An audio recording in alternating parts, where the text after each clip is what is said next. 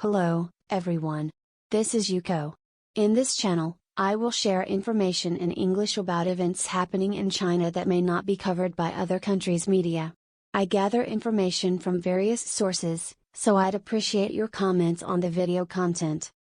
Since English is not my native language, I use an AI speaker to create the audio to convey information accurately. If you enjoy the content, please consider subscribing to the channel and offering your support. Now, let's delve into the intriguing world of China. Today, I'm discussing Chinese politics.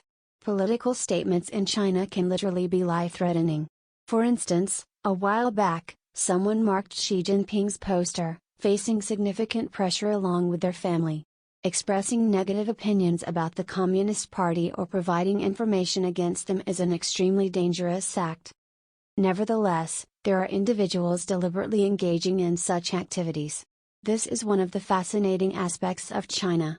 Nowadays, it has become a topic in Japan, and strangely, Halloween has gained popularity in both Japan and China, although it wasn't a significant celebration in the past. Halloween celebrations in China vary by region, with costume parades and events being held. Here, you can see the situation in Shanghai. While Halloween wasn't a big celebration before, recently, costume events have become quite popular, especially among the youth. Speaking of Halloween, people often associate it with Western characters, monsters, and vampires. However, political expressions are also present and draw attention. In this context, I'd like to introduce a few examples. If you're interested in Chinese politics, you probably know about China's Winnie the Pooh. Winnie the Pooh is considered a politically sensitive character in China. Many Chinese people are aware that Winnie the Pooh symbolizes Xi Jinping. During the Trump era, there were political performances, such as posting pictures of one's dog chewing on a Winnie the Pooh plush, highlighting this connection. While such acts might not be an issue in the United States, they are quite risky in China. Nevertheless, some individuals intentionally confront the authorities using Winnie the Pooh both domestically and internationally. The fate of these individuals is uncertain, but engaging in such political acts is highly perilous in China. Moving on to the next topic, there was a person dressed as a doctor carrying a sign saying, "Medicine can't save the Chinese people." This person was stopped by the police and forced to leave. The background of this incident is the person's belief that medicine cannot save the Chinese people. After studying medicine in Japan, they concluded that there is a need to change the mindset of the Chinese people, emphasizing the role of literature and thought. This event reflects a historical perspective.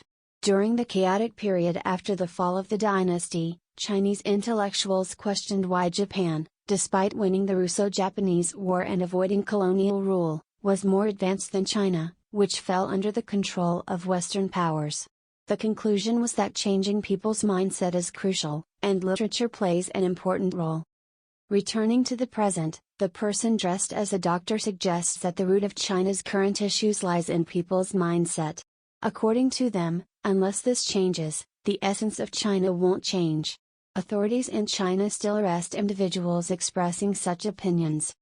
Fundamental issues persist in China, and many people may not understand the reasons why these problems or their lives aren't improving. Information flow is controlled in China, and many people believe life would be worse in other countries due to misinformation from the Communist Party. However, because many Chinese people remain unaware of the truth, China's society is unlikely to change unless their mindset changes. This holds true under the current Communist Party rule or past authoritarian regimes. People expressing anti-Communist Party views are inconvenient for the party. As expected, authorities may appear, and individuals may be driven away. Since there is still time, let's discuss another topic. There is an individual in conflict with a surveillance camera. Despite the presence of police around, one might assume they are being arrested for conflicting with the camera. However, it's the opposite. This person deliberately challenges surveillance cameras, going near the police to take photos. This, too, is a form of political expression. In today's China, with cameras everywhere, and various cumbersome processes of registering and accumulating personal information through smartphone apps, Chinese people are increasingly realizing they are tightly controlled by the Communist Party. In response, some deliberately adopt such appearances and even go near the police to take photos. This may be challenging to understand, but some Chinese people may feel that such actions are acceptable to a certain extent. It's a form of provocation, and they might risk arrest, but not everyone within the police force is eager to catch troublemakers. The police in China may find it troublesome to deal with such situations. Some within the police force may have orders to catch individuals like this, but for other matters, they may not be proactive. They don't want more trouble and additional work. Among the cases I introduced, there is no information about the arrest of Winnie the Pooh or the surveillance camera conflict individuals. If they were arrested, it could lead to more issues. Arresting someone in conflict with a surveillance camera might present a challenge because it would mean acknowledging the representation of Jinping's dictatorship through Winnie the Pooh. The authorities might find it inconvenient. From the perspective of the Shanghai authorities, they probably don't want these individuals drawing attention. If they were to catch someone in conflict with Winnie the Pooh, it might indicate that Jinping's dictatorship is tightening, even to the extent of arresting Winnie the Pooh. Therefore, arresting someone on the spot might attract more attention. If they want to regulate, it would be more effective to gather information about who is in conflict and then apply pressure later. In China, there is no freedom of political expression, so opportunities like Halloween conflicts become a way for individuals to make political statements or convey messages. The background is undoubtedly dissatisfaction with politics. However, the existence of such people doesn't necessarily mean that China will change. People who understand specific problems in China are likely a minority. People celebrating Halloween enthusiastically are likely quite privileged in the midst of significant disparities in China. This is an important point to emphasize in conclusion. That's all for this discussion.